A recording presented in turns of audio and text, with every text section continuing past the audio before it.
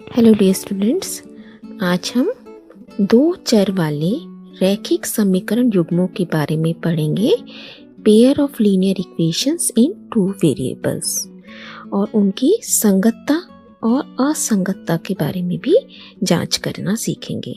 Consistency and inconsistency. Final हमने एक chart बना लिया बेटा।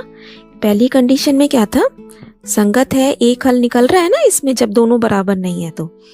और जब हम इसका ग्राफ बनाएंगे तो वो एक पॉइंट पे कटेगा। देखिए यहाँ पे एक सॉल्यूशन है, एक पॉइंट पे कटेगा। यहाँ पे देखिए कट रहा है ना, ये this is the solution. Second case हमने किया था कि पहले दोनों रेशो बराबर है लेकिन तीसरा बराबर नहीं है। इस केस में असंगत था और कोई हल नहीं था। तो जब हम इसका ग्राफ बनाना चाहेंगे तो हमें पैरेलल लाइंस मिलेंगी। कैसे लाइंस मिलेंगी? पैरेलल। हम यहाँ पे लिख भी सकते हैं। यहाँ पे हमें कैसे मिली है? प्रतिच्छेदी रेखाएं। यहाँ हमें लाइंस कैसी मिली है? प्रतिच्छेदी। आप पूरा लिख लेंगे। या इंटरसेक्टिंग लाइंस है ना, इंटरसेक्टिंग।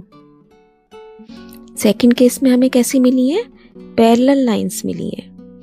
और क्योंकि पैरेलल लाइंस कभी आपस में मिलती नहीं है, समांतर हैं ये। और थर्ड केस ऐसा है जबकि तीनों रेशो इक्वल थे, है ना बेटा, तीनों रेशो इक्वल है और अनेक हल होते हैं। तो अनेक हल में ग्राफ कैसा बनता है? आप दोनों इक्वेशंस का ग्राफ बनाएंगे और आप देखेंगे कि दोनों एक ही लाइन के ऊपर दूसरी लाइन का भी ग्राफ बन रहा है। दोनों एक दूसरे को ढक लेंगे। One line.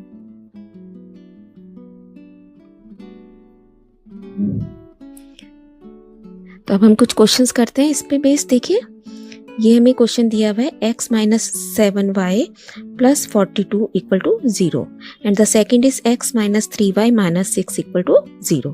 तो बेटा अगर खाली हमें यही चेक करने के लिए आ जाए तो हम देखिए फटाफट कैसे करेंगे। पहले आप a1 लिख लेंगे। a1 कितना है? जो x के साथ है ना, तो यहाँ पे कुछ नहीं है तो इसका मतलब 1 है। फिर a2 कितना है? जो नीचे वाले x के साथ है वो भी 1 है। नाउ b1 क्या है? y के साथ है। जो y को छोड़ देंगे और y का कोफिशिएंट आपने लेना है, तो वो क्या है? -7। So this is -7। ऐसे ही b2 आपने लिखा -3। फिर c1 आपने लिखा 42 एंड c2 कितना बन गया? -6। पहले आपको क्वेश्चंस में ये चेक कर लेना है कि ये स्टैंडर्ड फॉर्म में है या नहीं है। इक्वल टू 0 आपने लेके चलना है। अब हम अपनी कंडीशंस देखते हैं बेटा। देखिए पहले a1 बाय a2 किया आपने, so this is 1/1। b1 bye b2 किया तो -7 -3, माइनस से माइनस कट गया और ये बचा खाली 7/3। तो हम देख रहे हैं कि 1/1 इज, दिस इज 1 ना, 1/1 इज नॉट इक्वल टू 7/3। तो हमारा यहाँ कौन सा कंडीशन लग गई बेटा? इसका मतलब फर्स्ट कंडीशन ही लग गई। हमें तीसरी चेक करने की जरूरत ही नहीं पड़ी, क्योंकि पहले ही दोनों आपस में बराबर नहीं होती तो क्या होता है? संगत होती है इक्वेशंस। और कितने हल होते हैं? एक हल। Consistent and one solution. तो अभी हम सिर्फ इतना सीख रहे हैं, इक्वेशंस की चेकिंग करना। ठीक है, कि ये इक्वेशन सॉल्व हो पाएंगी और इनका एक सॉल्यूशन निकलेगा। नेक्स्ट देखिए, सेम वे हमें दो इक्वेशंस यहाँ दे रखी हैं, दो वेरिएबल्स हैं, दो इक्वेशंस हैं, है ना, और पावर कितनी है सबकी? एक है। अब हम फिर से यहाँ लिख लेते हैं। जब हमें चेकिंग करने के लिए आता है बेटा, तब देखिए हम कैसे फटाफट कर सकते हैं। a1 bye a2 this is 3/6। b1 bye b2, अब y का कोफिशिएंट देखना है आपने बहुत ध्यान से, 2/4 एंड c1 बाय c2। इसको मैं इधर भी ले जा सकती थी स्टैंडर्ड फॉर्म में करने के लिए। 3x plus 2y minus 11 equal to 0 and second is 6x plus 4y -22 equal to 0, है ना। अब C1 C2 की वैल्यू क्या आ गई, -11 अपॉन -22। ये कट किया, देखिए ये बचा 1/2।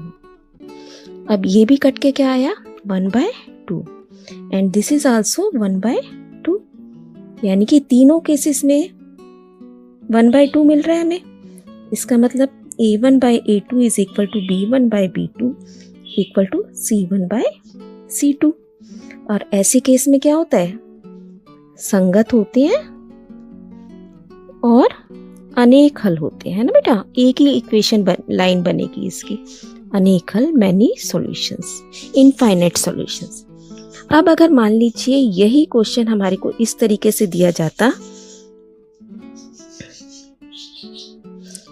कि हमारे पास यहाँ पे ये होता बेटा, देखिए अब इसका A1 A2 देखिए आपके पास क्या आता, पहला आता 3/6, दूसरा आता 2/4 और C1/C2 आता 11/23। माइनस से माइनस कट जाता जब हम इसे स्टैंडर्ड फॉर्म में इस तरीके से लेके आते माइनस की तरह।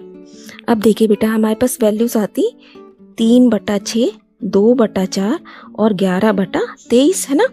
तो हम क्या देख रहे हैं, ये तो 1/2 हो गया, ये भी 1/2 हो गया, लेकिन तीसरा बराबर नहीं होता, है ना।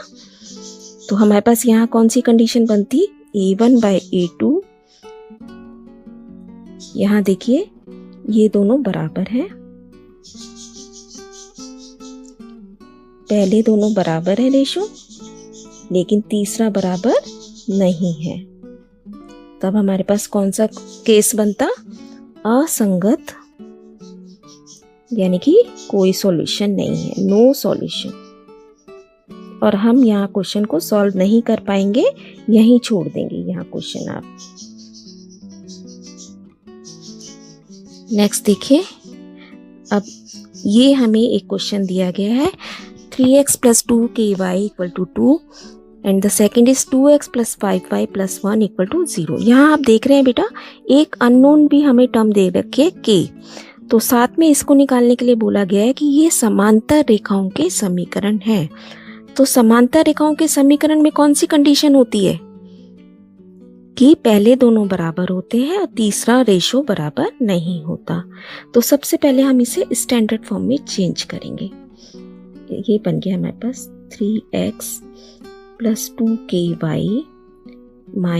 2 इक्वल टू 0 और सेकंड बना 2x + 5y + 1 इक्वल टू 0। कई बार क्वेश्चन में आपको ये x और y भी आगे पीछे दिए जा सकते हैं बेटा।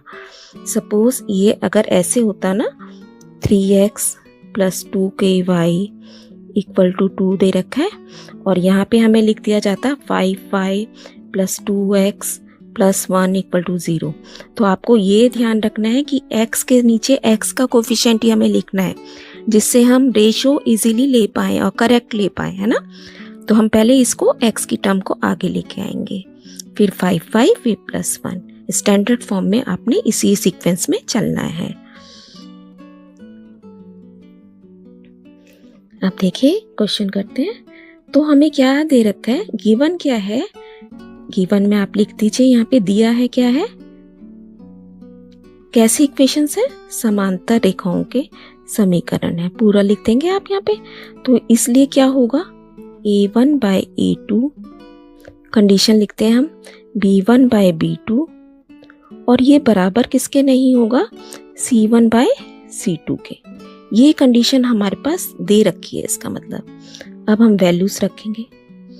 तो A1/A2 क्या बनेगा बेटा, 3/2, फिर बीच में बराबर B1/B2। B1 क्या है, y को छोड़ के आपके पास जो भी कोफिशिएंट है दैट इज B1।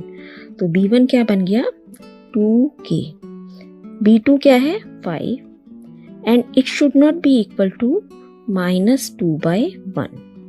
C1 हमारा है -2 एंड C2 इज 1। पहले हम इनकी वैल्यूज भी ऊपर लिख लेंगे। अब यहाँ इन क्वेश्चंस में हम 1 by 1 इन्हें कैसे सॉल्व करेंगे, देखिए बेटा एक इक्वेशन हम बना लेंगे, 3/2 बराबर है 2k/5 के।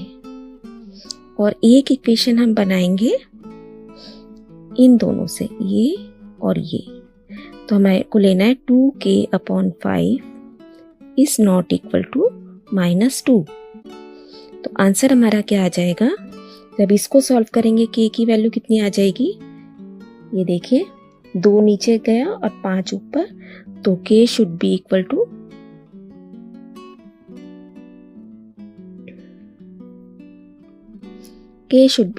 15/4। और जब इसको सॉल्व करेंगे कि बराबर किसके नहीं होना चाहिए, तो हमारे पास आ जाएगा k should not be equal to -5। ये दो कंडीशन होंगी तब ये रेखाओं के समीकरण कैसे होंगे, समांतर। तो हमने k की वैल्यू निकाल दी कि ये 15/4 होना चाहिए और घटा 5 के बराबर नहीं होना चाहिए। तो इसी तरीके के क्वेश्चन हमसे पूछे जाएंगे जब भी हमें यहाँ समीकरणों की चेकिंग करनी होगी। ऑल द बेस्ट बेटा, स्टे ब्लेस्ड।